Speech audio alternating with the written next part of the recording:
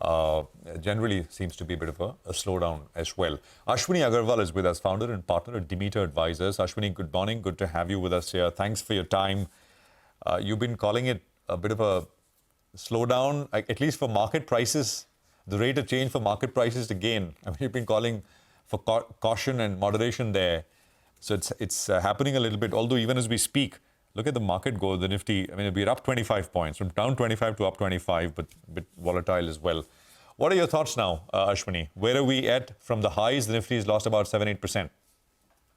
Morning, Prashant. Thanks for having me here.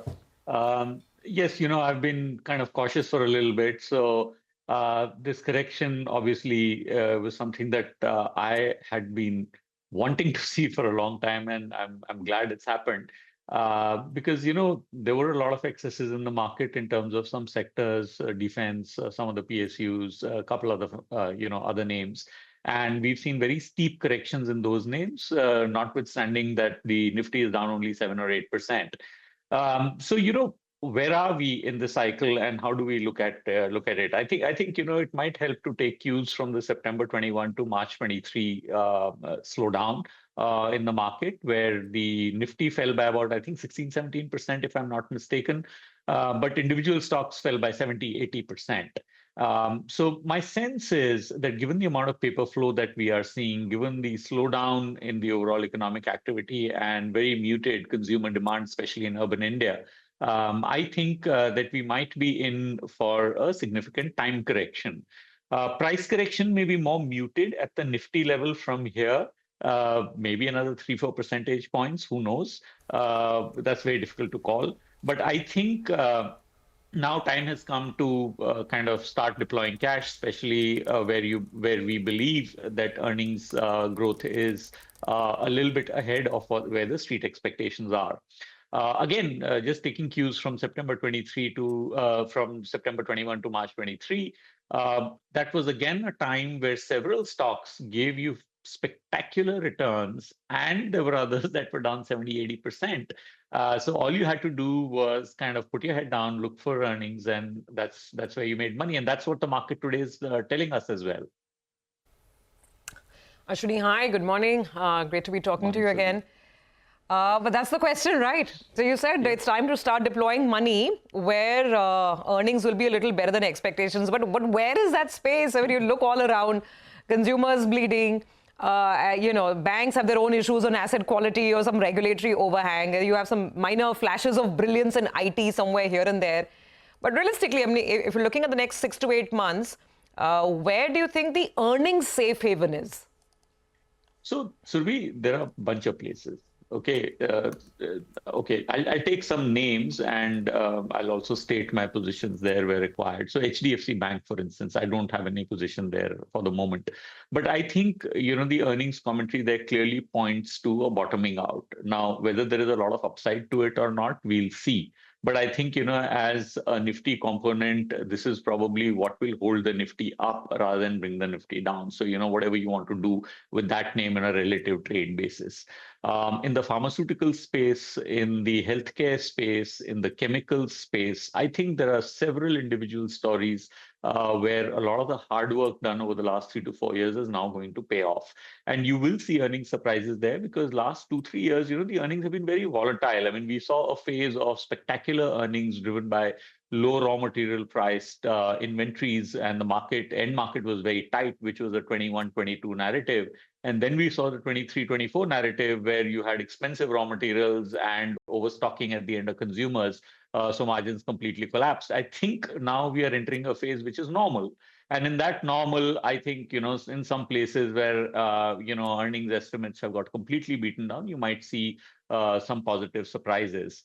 I think IT is a little more difficult. Because I think IT is still not seeing the kind of growth that would justify the valuation that are already baked in. That's my personal view. And you're absolutely right. I mean, on a broader basis, while financials have underperformed, and there might be opportunities there, but financials is a very tricky space because of regulatory overhang and the risk of disruption. So, that one has to be very selective, but this is the time to be selective. Okay, this is the time to be selective. By the way, Ashwini, in your own portfolio, and have you moved completely to large caps with very few mid-cap, small-cap exposure? No, I haven't done that, Prashant. So while I do buy the argument that large caps are probably safer for the next 18 months as compared to small caps, I think on a bottom-up basis, I still see opportunities where in the mid-cap, small-cap space, one might make money on a 3-year basis or a 5-year basis. So I'm staying with that. But yeah, I'm also prepared for a fair amount of pain over the next 12 to 18 months. Time correction, if not price correction, in several of those names is entirely possible.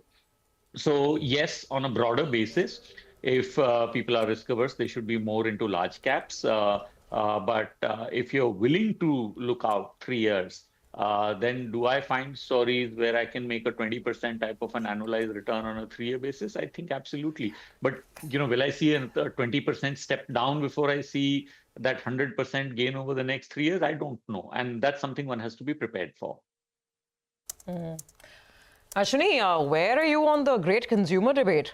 We've been discussing it with analysts, with a lot of managements as well, because I think the market was really hoping for a recovery and it's not getting that. It's very, very patchy out here.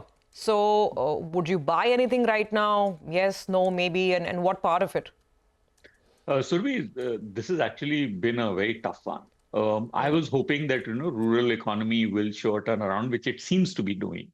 But I think it's gotten offset by a much bigger slowdown or a worse than expected demand pattern in urban India. And that's kind of been the negative surprise out there.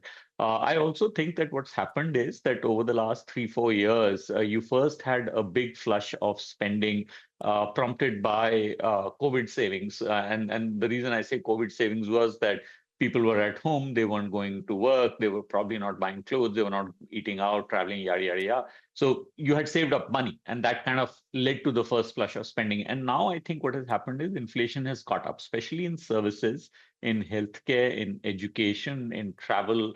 I think, and that's kind of eaten into the spending capability of the middle India, especially in urban India. So I think that to me is what's worrying, and I also think that especially in automobiles, for instance, I think there was a lot of pent up demand which has got served over the last 12 to 18 months, and now I think it's more trending to normal, and that's kind of not as exciting as it was. So long answer to your short question, but I think it's a very mixed environment out there. Do I have some consumer name? Yes, I do in the tobacco space, for example. And I think in some of the very small companies where I'm hoping to see, step up changes in the way market shares have worked for those small companies. But that's really a market share narrative on a stock specific basis as compared to a broad play on demand. All right, Ashwini, thank you very much. Good speaking with you, and we'll sort of speak again as far as consumer sentiment and consumer demand is concerned. What we'll do is